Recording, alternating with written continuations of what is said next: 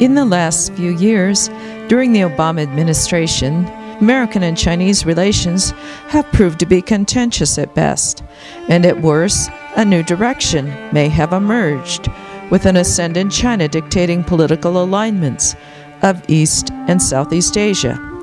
If these countries wish to trade with China and jump on the bandwagon of the perceived future, guaranteeing prosperity if a relationship with China is formed. The worst outcome for the West, and particularly the United States, with its vast relationship with China, would be the emergence of a Chinese Monroe Doctrine over the South China Sea. It might begin with a simple and heralded address of piracy in the region by the Chinese, especially around the Sulu Sea, and all the narrows of the waters of Southeast Asia. The harboring of pirates may become an extension of the doctrine, with the Chinese dealing with the situation as she sees fit. Few would argue with such a policy. The United Nations would be glad to shift the burden of piracy onto Chinese shoulders. But then, how will a pirate be defined? The South China Sea Monroe Doctrine might extend to preferential tariffs for the region, followed by a demand that trade with others outside of the new order of the neighborhood be summarily punished in some way.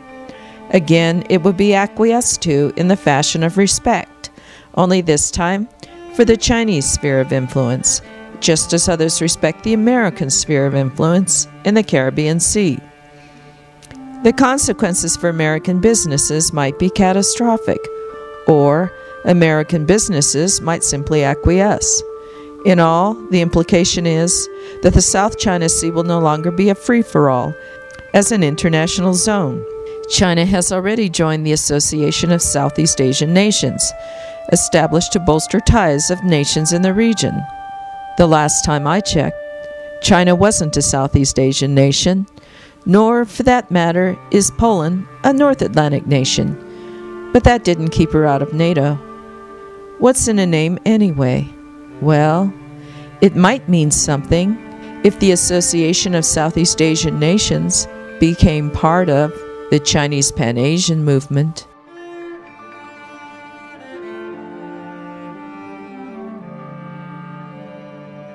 China had been hopeful with the election of President Obama.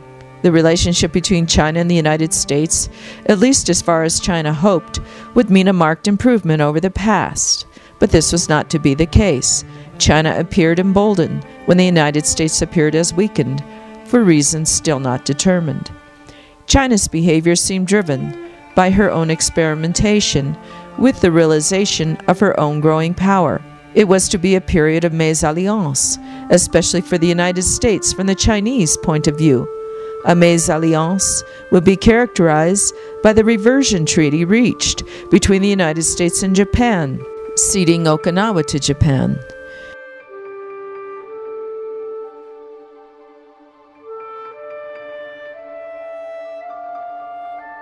Arms deals with Taiwan further exasperated China-United States relations. During the Obama administration, the American government continued to receive the Dalai Lama, representing a slap in the face to China. China clearly saw the reception given to the Dalai Lama as interference with its own territorial prerogatives, to say nothing of China's need for Tibet, to buffer her old fears of India, who has partnered with the Russians in the past. Issues of a Russian-Japanese-Indian alliance are likely taken seriously by China, as is the decision of the Japanese to build nuclear reactors across Vietnam.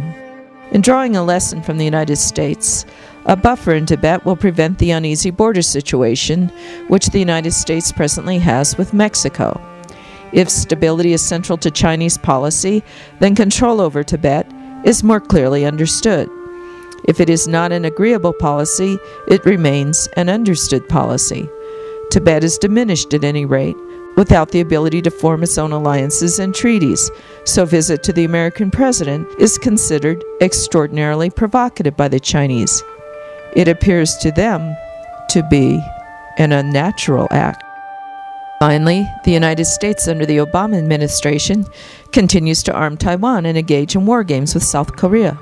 and partners in the region. Our own uneasiness with the fact of Cuba, adventurism of Venezuela, and its invitation to America's enemies, Iran and the unknown quantity Russia, echo the fears of the Chinese on the other side of the world. Once again, stability is understood as critical to the Chinese future, at least as far as the Chinese are concerned. It might be considered equally that China wants a tight ship in the region so that trade can flourish, which is a given in terms of markets. Enterprise demands stability, and that is the positive hope of businesses doing trade with China, and a reaction to a perceived weakened America. But it is a policy assumption and has no proof as of yet. Are China's misunderstood policies all based on stability, which China must now insist upon in analyzing the weakened United States economy and the effect of this consequent weakness on East and Southeast Asia? That would be a conclusion, but a conclusion without proof, and certainly is the best face put on Chinese behavior in East and Southeast Asia. Is it a question of aggression or a desire to maintain stability so that her success might continue, coupled with a weakened United States, who can no longer be counted upon for world stability? Is she merely being practical, or is there a sinister motive? It was interesting that Christensen raised this issue, which of course cannot be answered as of yet. Whatever the truth is, it does not seem to have affected American businesses doing business with China. Whatever the cause of stability, little is asked as to why. Only the result is of interest to businesses, and the result is that China remains a stable business partner in terms of present trade and potential future trade, with the continuing upbuild of the Chinese infrastructure that makes trade possible and easy. Roads, transportation, and an ability to get product to and from market is improving all the time.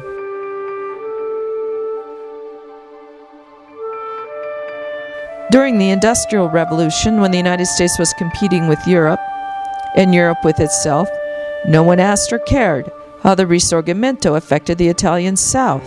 Who cared? No one knows what Red Week means in Italian history, except save the newsman Mussolini, and he's quite gone. No one cared that colonization driven by industrialization, led by the Europeans, diminished the powerhouse of East Asia, particularly Japan and China. No one cared that in emulating the driven Europeans, the Japanese enslaved portions of Asia. No one cared that Stalin created a massive slave state during the industrialization process of the Soviet Union. So why now do we look in askance at China as it goes through rapid industrialization and may need to cut the corners on a few things? The West figured it out. China will figure it out. Eventually, the wrongs of industrialization went away. Maybe it was war, maybe conscience, maybe a mix, but the less progressive side of progressive industrialization was finally figured out by the West. Industrialization created its own policies and norms, and it was allowed to prevail. This is what the business interests consider, the market itself, the trade itself, and that there exists a stable climate for both. The means through which industrialization came about is apparently of little interest to businesses engaging in trade with China. It just came about, period. It's odd that we should now examine China's internal policies when our own history resonates with China's present experiences. We are at a crossroads, and the decisions made in the critical next few years will either fortify the continuing aspiration for growing trade with China, or we shall simply meet China in the Pacific Lake. If we continue as a parallel competitor, as would happen under normal circumstances, a friendly, even symbiotic competitor with China, then the health of both economies would thrive. However, our present parallel course is weakening. The future lacks clarity in our present state of weakness, and the weakness continues with the Democratic Party in the United States still demanding more revenue from the overburdened American people. rather than simply implementing cuts in revenue expenditures, which the Republicans now propose, after involving the United States in expensive defense doctrines that were designed to meet the enemy in their homeland and rechristen them with policies of nation building, aka convert them to capitalistic, democratic governments. The Congressional Supercommittee, without acting in defense of the American good, is weighing down America's ability to compete and prosper. In the back of every American's mind is the fear that she, like France, will become a supplicant nation to China. It hasn't happened yet, but could it? The issue of national distress remains unresolved. It remains unanswered whether the Chinese want such a role with the West, who has put China into a catastrophic state of despair and destruction in the past. Our relationship with China and her rising sub-economies throughout the country stand now at a pivotal point.